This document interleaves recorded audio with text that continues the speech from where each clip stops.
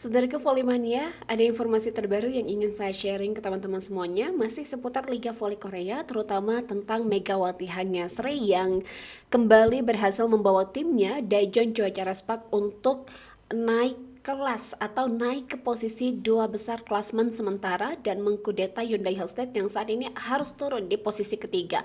Walau jumlah kemenangan mereka sama, tapi ternyata Volley Ko Hejin juga menghimbau anak asuhnya Megawati Hanyasri dan juga kolega untuk tidak serakah.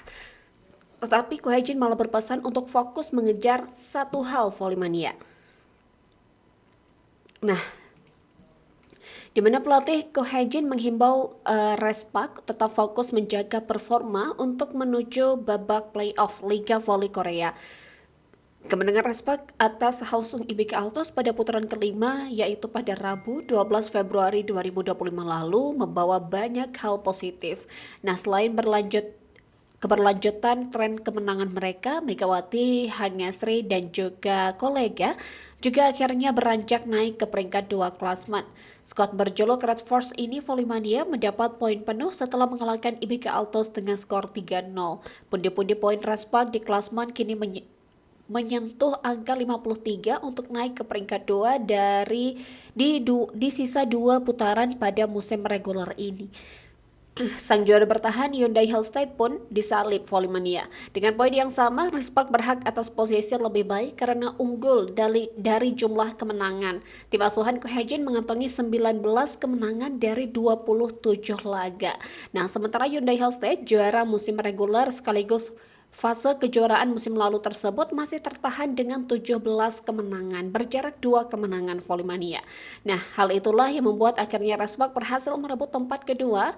Dan akhirnya kali ini Respak mulai disinggung perkara spot nomor 1 yang masih dipegang oleh Pink Spider.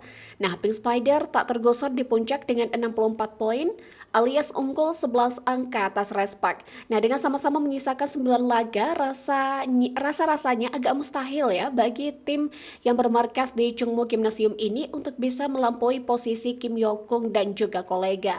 Nah, sempat goyah di paruh musim, Pink Spider kembali ke tren lupa kalah dengan kemenangan di 7 pertandingan terakhir mereka.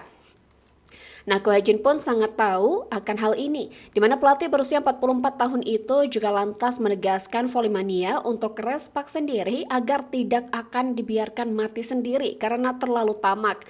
Nah, pasalnya posisi nomor 1 pada musim reguler bukan tujuan akhir dari Respak. Nah, kalau saya kutip dari kata-kata Ko Hejin yang saya lansir dari Sport Johnson Volley, jujur saja sulit rasanya untuk meraih juara pertama sendirian, kata Ko Hejin. Bahkan sekalipun jika kami bisa mengalahkan mereka pada putaran 6, itu tetap tidak akan mudah. Nah, kans terbesar bagi Respak untuk menyusul Pink Spider adalah dengan mengharapkan hasil kejutan dari tim-tim lainnya. Nah, tetapi Volley rasanya sulit jika melihat Pink Spider telah kembali solid, apalagi setelah kembalinya sang pemain asing yaitu Tutgubor Kuyuzeng dari cedera setelah 54 hari tidak membela Pink Spider di laga lanjutan Liga Voli Korea sebelumnya.